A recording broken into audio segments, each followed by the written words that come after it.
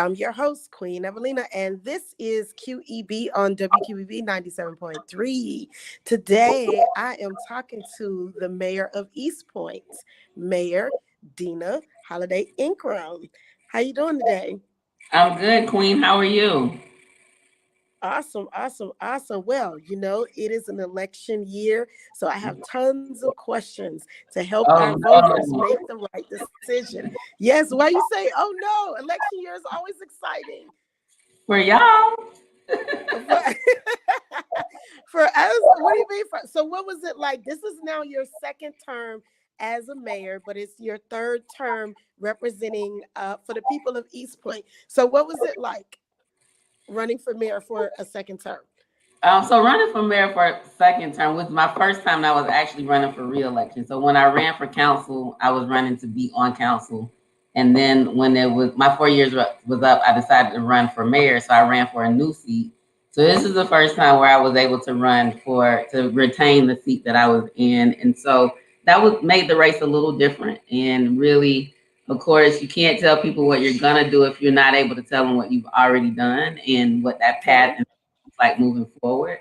And so, it was about sharing the work and the progress that we've done together. So when I ran to be on city council, I said that we would take steps forward and reach sensible solutions for East Point. So STEPS was an acronym, and for system services, transparency, economic development partnerships. And we were able to do that. So then when I ran for mayor, I said we need to continue progress together.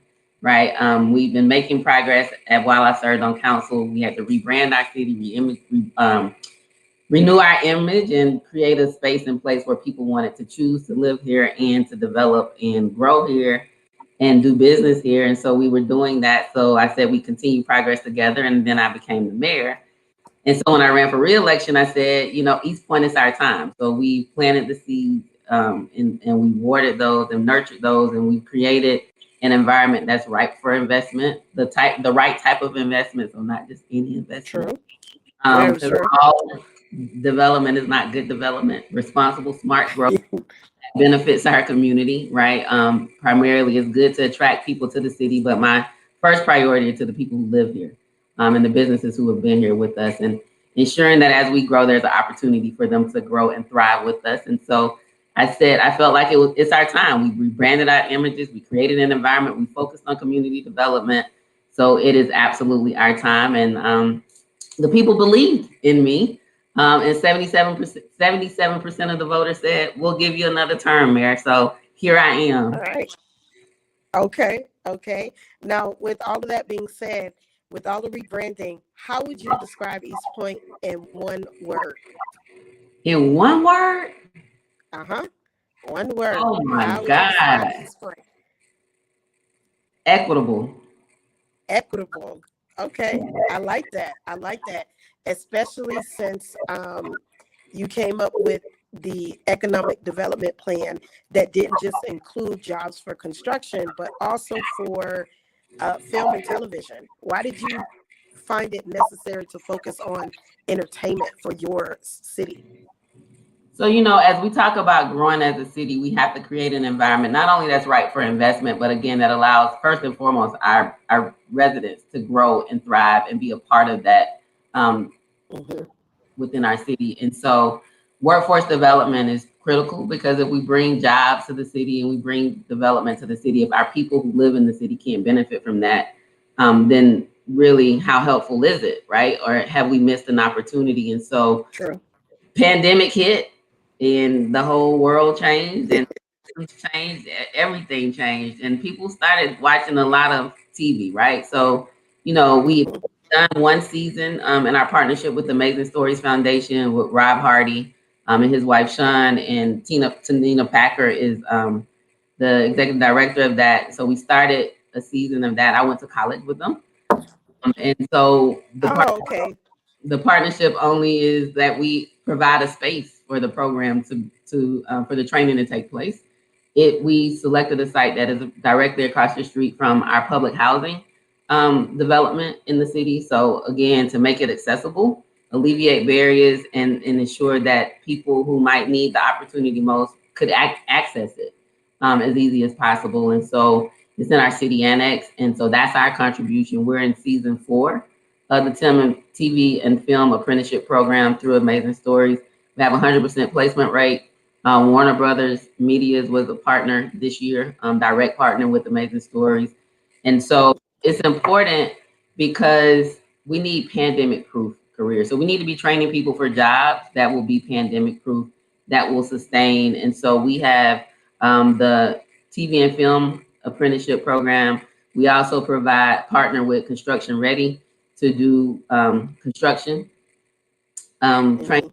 My dad had his own construction company when I was growing up called Holiday and Son Construction. So I have a close affinity to that. I have a legacy as a builder, right? He built homes that people still live in today and are able to shelter their families, but also provided jobs to people who were otherwise unemployable and taught them to trade on the job so they could take care of their families. And so we do Construction Ready.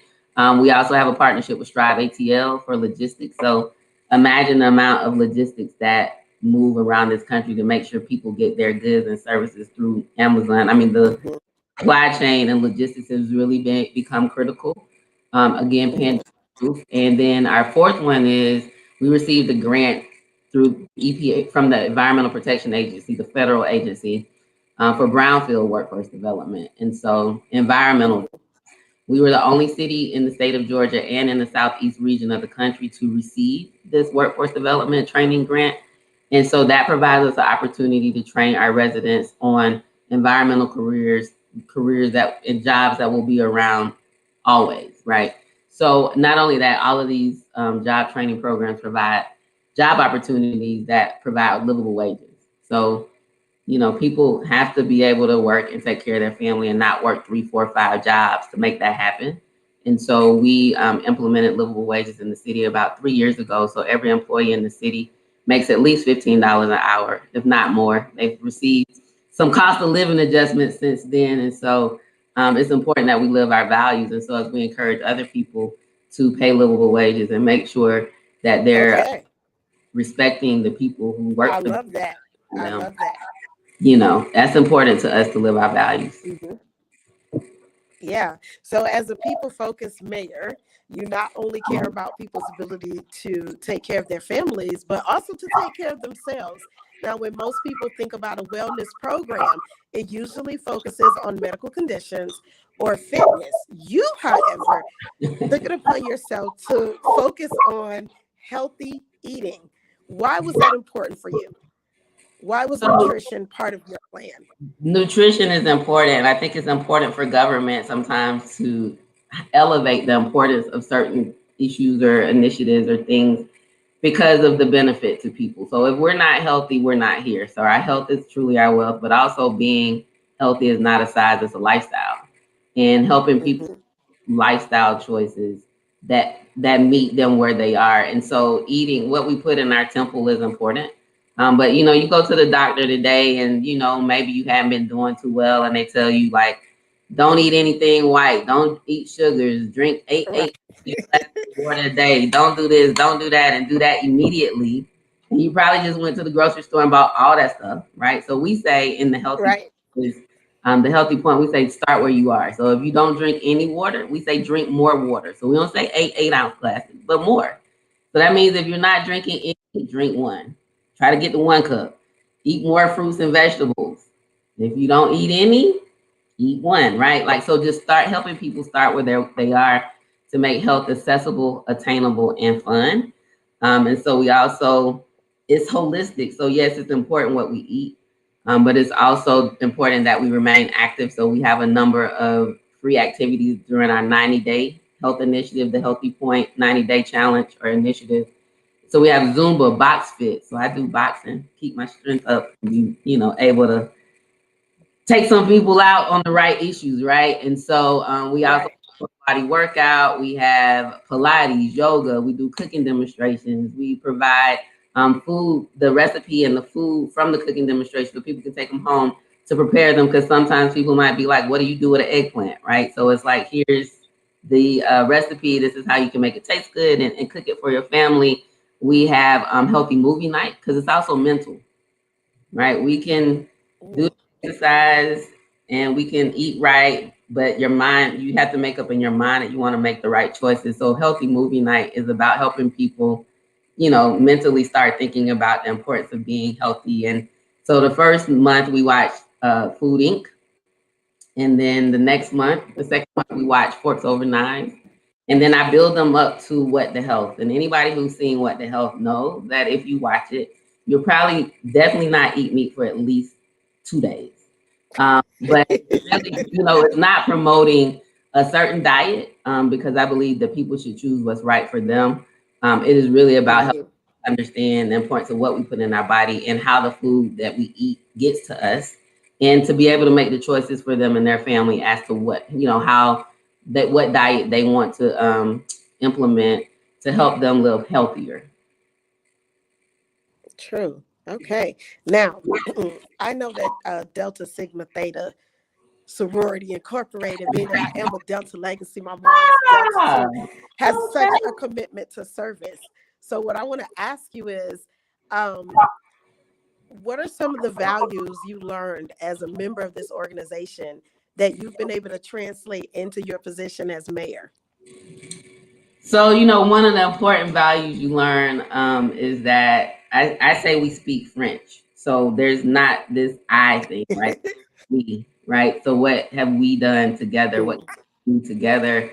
And, being a mayor in a city that's a council manager form of government, it's really important to build consensus. And it's really important to talk from a place of we, because it's really not about me, right? It's about us.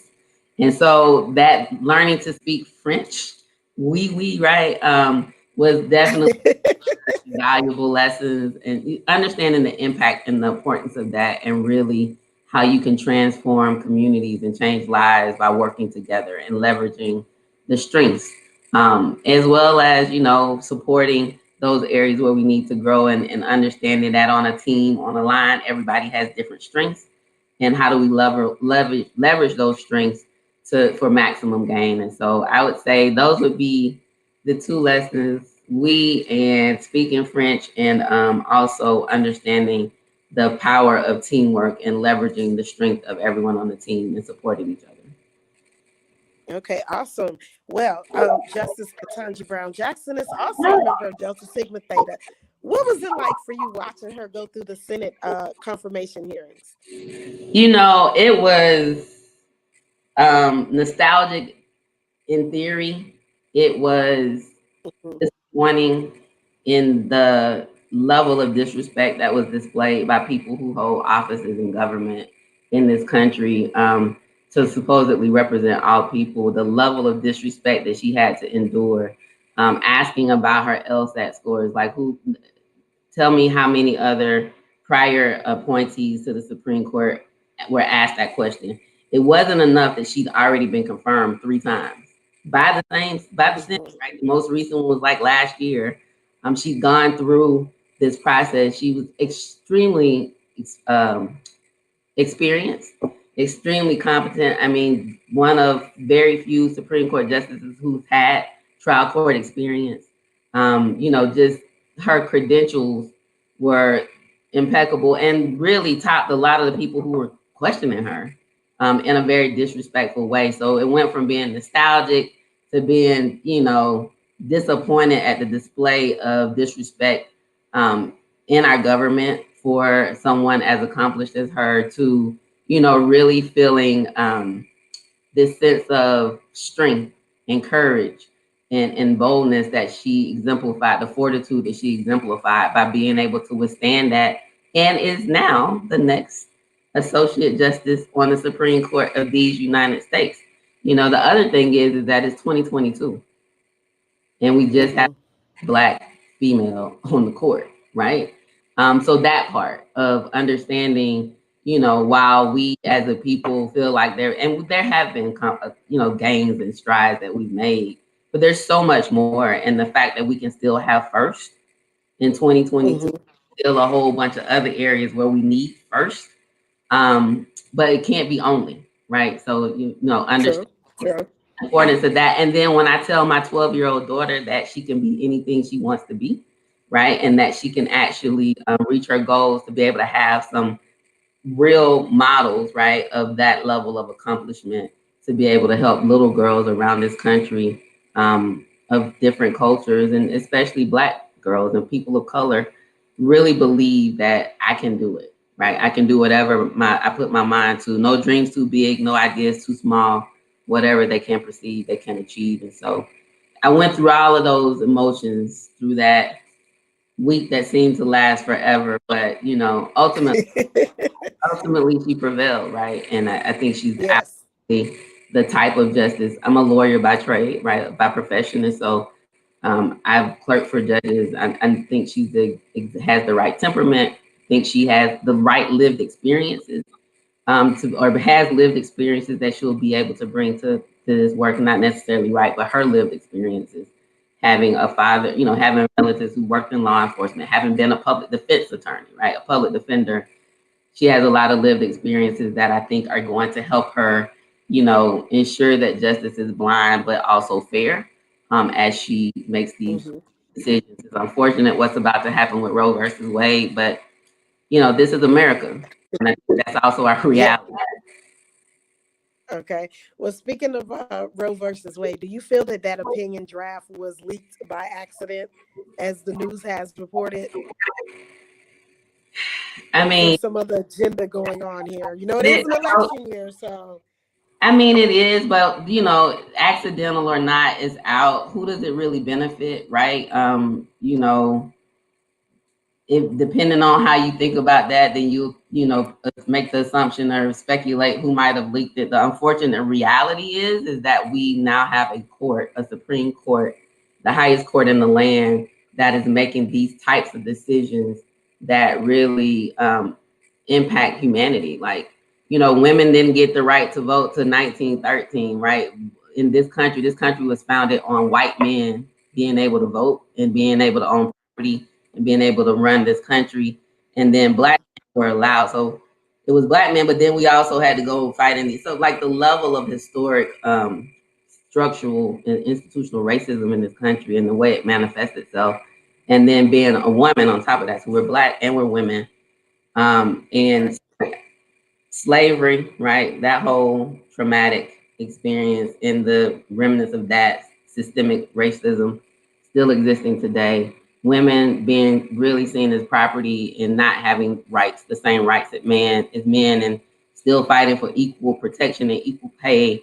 To now say that we don't have a right to decide what happens to our bodies is like absolutely insane.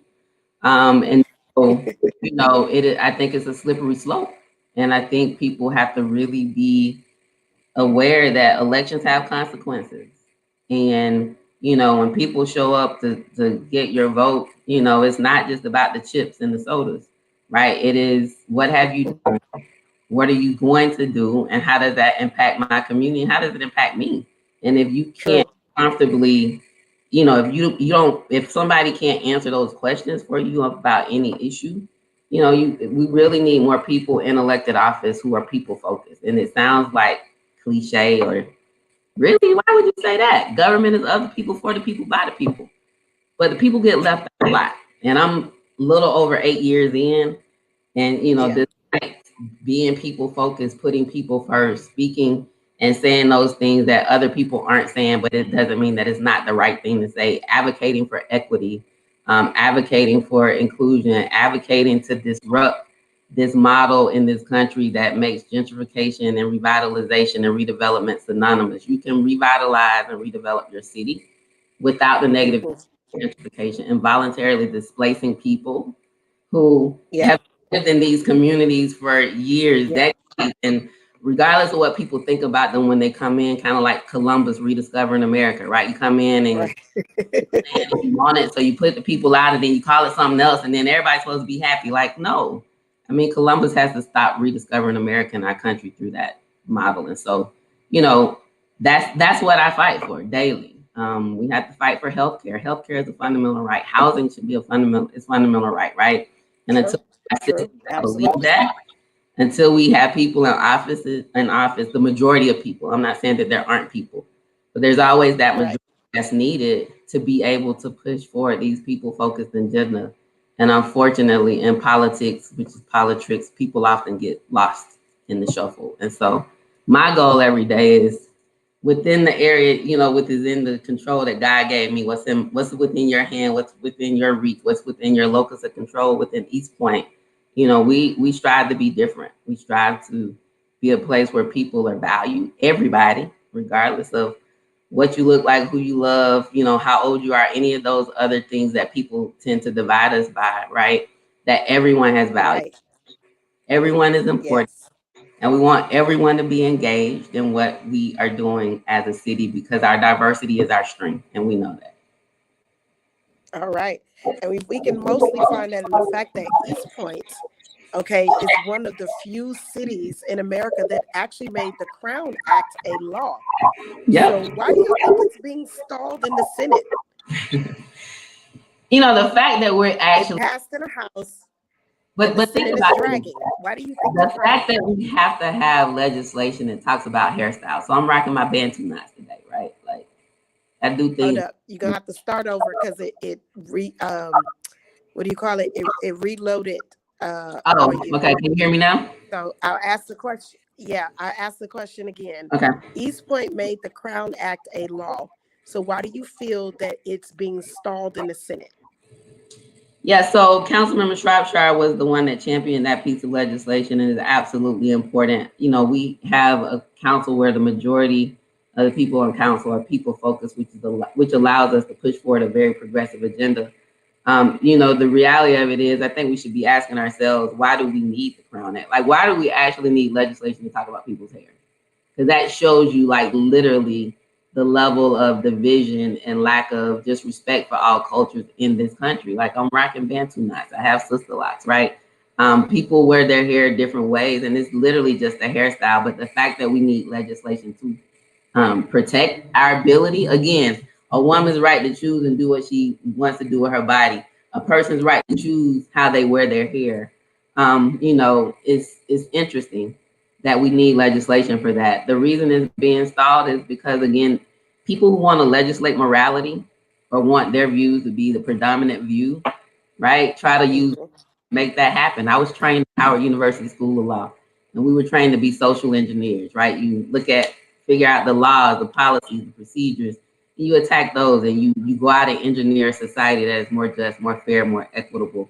And so, but when people want to keep a certain race of people supreme, superior, this idea that there is a superior race, not that we're all equal. That's what that's what some of our documents for this country say, right? We're equal, but there's a large contingency that wants a race to be superior, and I think that becomes the challenge. And so we have to legislate the ability to be able to wear our hair in its natural state, right? Or wear our hair how we want to wear our hair, because we live in America, and there's a real growing, group or undercurrent, like this whole movement of people that they've always existed, but they've become emboldened since the previous president and all of his,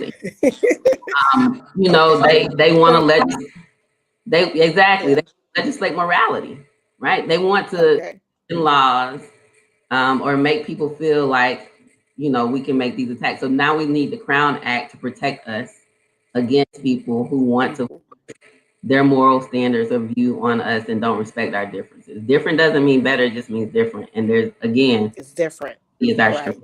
Yeah. Okay. Well, I think Malcolm X would clearly agree with you. Do you think that he should get a federal holiday?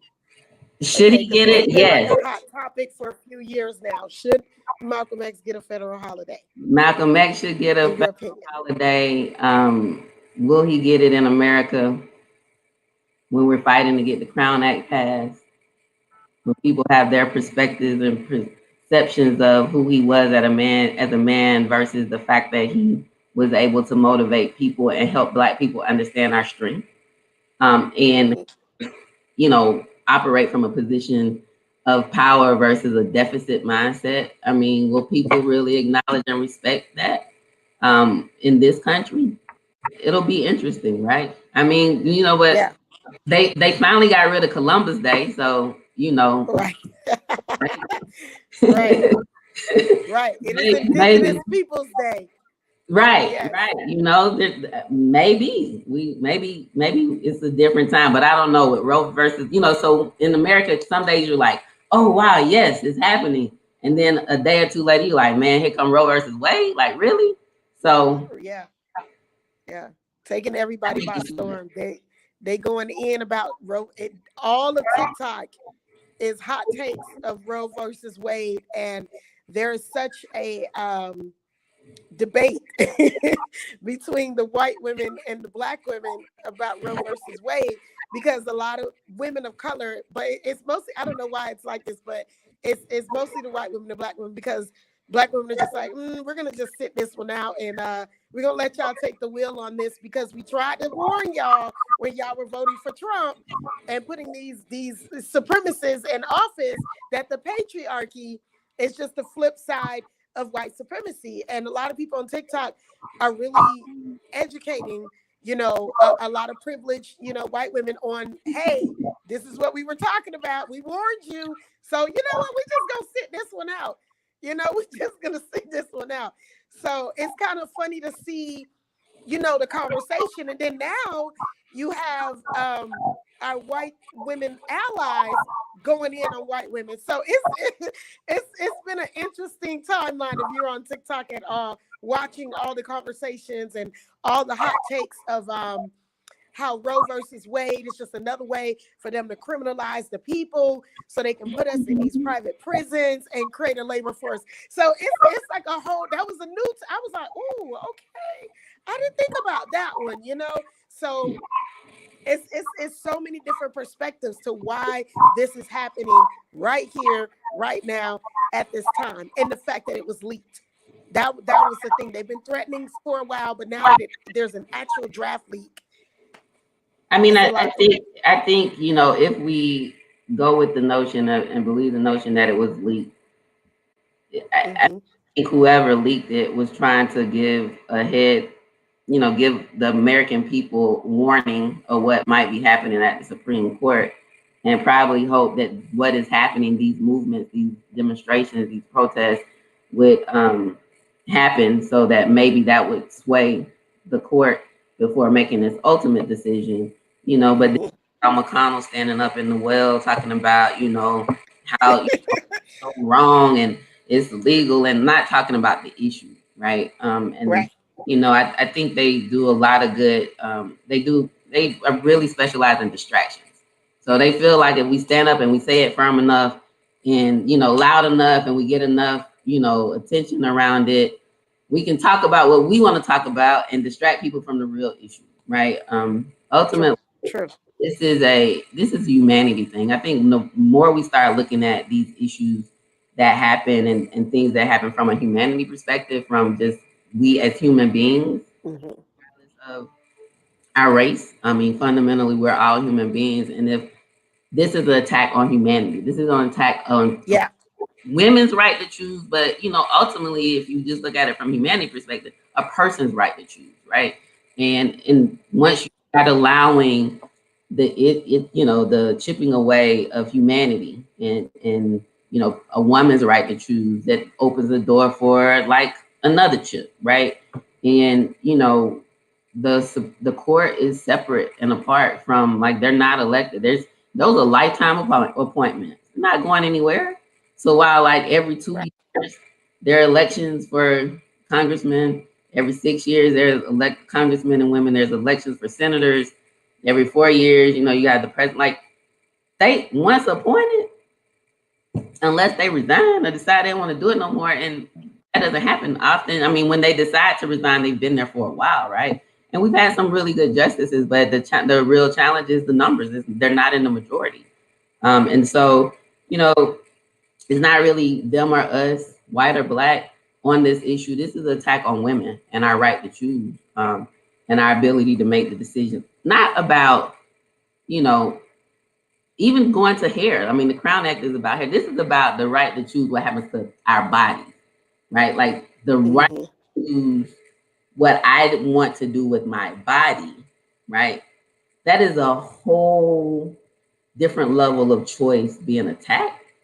And the level of comfort and the, pro-life, the way they try to couch this real attack on humanity. I mean, if you're pro-life, I mean, there are a number of different things that I can say that manifest a contradiction to whether or not they're pro-life, right? I mean, but it's distractions, it's semantics, it's gamesmanship, it's politics, it's all of those things, and ultimately people are impacted, and to the point of this is a way to criminalize people and support privatized prisons. Yeah. Prisons privatized. We need to amend or abolish, maybe it's amend, abolish, but abolish the provision in the 13th Amendment that says slavery is okay for punishment for a crime. Right? Hello. So people think in this country slavery is abolished. Yeah, except for punishment of a crime. I mean, it's clear as day in the 13th Amendment, right? We don't want to talk about that part. Mm-hmm. Why you have prisons that are like modern day slave plantations, right? And when you privatize them, give them the profit motive, and they ration out tissue, they ration out like the goods and stuff, that the prisoners get to make more profit, and that's okay. Like, that's not okay. But we're pro-life, we're pro-choice until it's not the choice we want people to make. Right, very true. So Raphael Warnock is in one of 47 battleground seats for this coming election. How would you grade him on a scale of 1 to 10 as his performance in Senate has been so far? 11. You'd give him 11. Give him 11. How about that? You give him 11. I would. I've been on a number of radio shows, and it comes up, and I think one of the most insulting things about Senator Warnock's race is that they think Black people are so shallow that Herschel Walker means something to us, right? Herschel Walker never done anything for the community. Right. I mean, there's some other issues he has as well, right? But they say he played ball at UGA. Okay. But he wants to be a senator. Playing ball at UGA and being a senator, like, tell me the connection. And what he's done for people. So again, it's not about getting these seats to just have a title. Like, whether or not people are going to actually serve people in the seat. The best predictor of future behavior is past behavior. Senator Warnock is a pastor. He's served the community. He's been a community advocate in a number of different ways. I mean, I'm just talking about not like just yesterday or even when he decided to run. Like, this is his life. This is who he is. And so the level of low expectations they have on Black people that, he played ball. Like, okay, and my husband did too, but he's not running for Senate, right? Like, right. 11. I think he's doing a really good job. He's accessible. His staff, his staff, like, he's been to East Point. He stays connected with us, and it's not just East Point, right? Other people all around the state, he's advocating for and bringing home much needed resources to Black farmers, and I mean, just the areas that have been disinvested in so long, and the systemic inequities. I mean, he hasn't even been there a full 2 years, and he's making strides and standing strong and tall and advocating for that. So I give him an 11. Okay, awesome. Now, do you believe that Stacey Abrams will be the next governor of Georgia? Absolutely. Absolutely.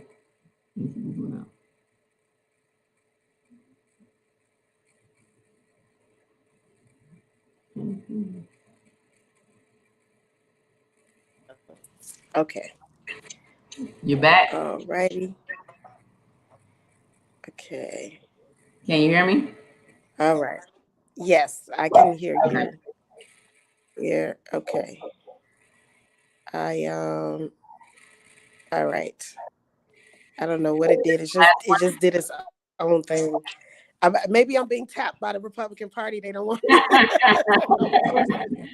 Hey man, this is Big Brother right here. Giving Democrats airtime. If you got a cell phone, they're coming up. They're coming up.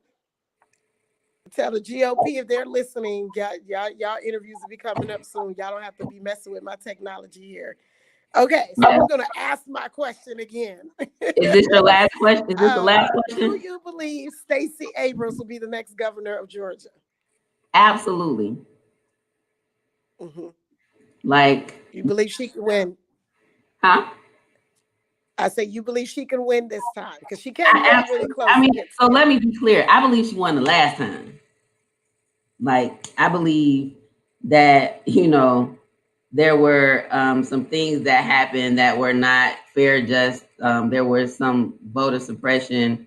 There was a whole lot of issues the last time, right? So let's be clear that election wasn't necessarily, so I believe she definitely will be governor. I believe she has continued to serve without a title in ways that have impacted people not only in the state of Georgia, but across this country. And I believe that she has really leveraged the power and helped people understand their power. And that, getting people to come out and vote and exercise that power and educating people on the issues. I believe that that's what, being an elected official is about. That's what being a leader is about. And it's absolutely what we need in a governor, right? We need somebody going to tell people the truth, who's going to prioritize people in their decision making, and who's going to make sure that all people receive the support and the help that they need, not just the corporate bailouts. Like, nobody, what's interesting is that when people start throwing billions of dollars at corporations, nobody has a problem with it. They don't talk about anything until we start talking about helping people. And then it's like, oh, it's socialism. Oh, but when the corporations get billions, like, there's not even a peep from the Republicans. Right. Crickets.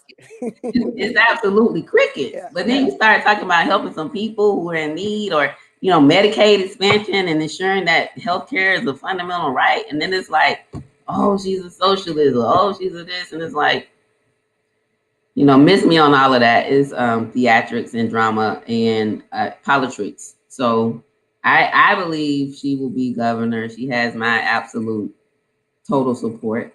And I believe that there are people all across this state that feel the same way.